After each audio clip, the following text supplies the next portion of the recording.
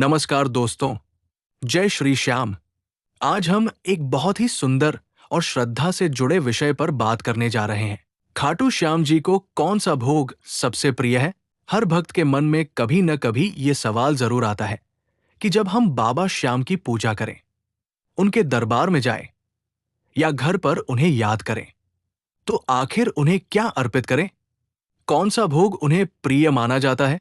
और क्या सच में किसी विशेष भोग से बाबा जल्दी प्रसन्न होते हैं? दोस्तों, सबसे पहले एक बात बहुत प्रेम से समझ लीजिए। बाबा श्याम को केवल भोग नहीं, भाव प्रिय है। आप क्या चढ़ाते हैं, उससे पहले ये देखा जाता है कि आप किस मन से चढ़ा रहे हैं। अगर मन में श्रद्धा है, विनम्रता है, प्रेम है, तो छोटा सा प्रसाद भी बाबा को बहुत प्रिय हो सकता है। लेकिन अगर चढ़ावा बड़ा हो और दिल में दिखावा हो, तो उसका महत्व कम हो जाता है। यही कारण है कि श्याम भक्त हमेशा कहते हैं, बाबा को वस्तु से ज्यादा भाव पसंद है। फिर भी भक्ति भाव में कुछ भोग ऐसे माने जाते हैं जो बाबा श्याम को प्रेम से अर्पित किए जाते हैं और बहुत शुभ माने जाते हैं। मिठास वाला भोग बाबा को प्रिय माना जाता है।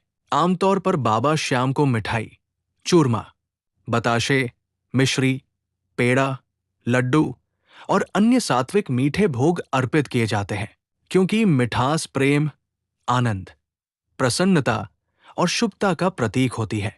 जब भक्त बाबा को मीठा भोग चढ़ाता है, तो उसका भाव होता है, बाबा, जैसे ये भोग मीठा है, वैसे ही मेरे जीवन में भी आपकी कृपा की मिठास बनी रहे। बहुत से भक्त चूरमा को बाबा श्याम का प्रिय भोग मानते हैं। चूरमा सरल भी है, सात्विक भी है, और प्रेम से बनाया जाए तो उसमें घर का अपनापन भी जुड़ जाता है। जब घर की रसोई में श्रद्धा से भोग बनता है, तो वो केवल भोजन नहीं रहता, वो भक्ति बन जाता है। मिश्री और बताशे का भी विशेष महत्व। कई भक्त बाबा को मिश्री और बताशे भी अर्पित करते हैं। ये भोग सरल है, हर कोई आसानी से अर्पित कर सकता है और इसका भाव बहुत पवित्र माना जाता है। मिश्री का अर्थ केवल मिठास नहीं, बल्कि मन की कोमलता भी है। अगर कोई भक्त ज्यादा बड़ा भोग न भी लगा सके, तो वो बाबा को मिश्री या बताशे प्रेम से अर्पित कर सकता है। दोस्तों, कई बार सच्ची भक्ति बहुत साधारण चीजों में छिपी होती है।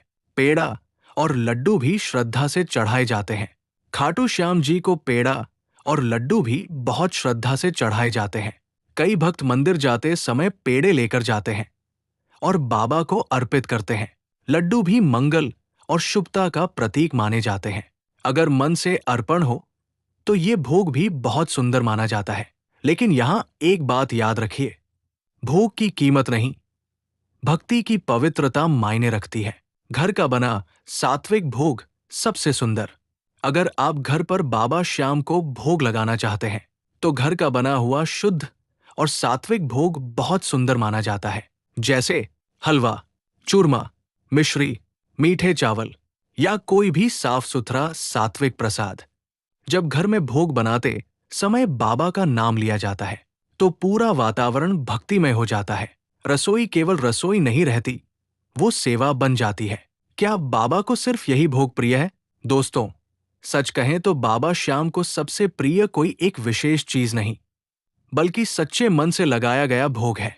अगर आपके पास बहुत कुछ नहीं है, तो आप केवल एक फल, थोड़ा गुड़, मिश्री या घर की रोटी का भाव भी बाबा को अर्पित कर सकते हैं। भगवान भूख से नहीं, भाव से प्रसन्न होते हैं।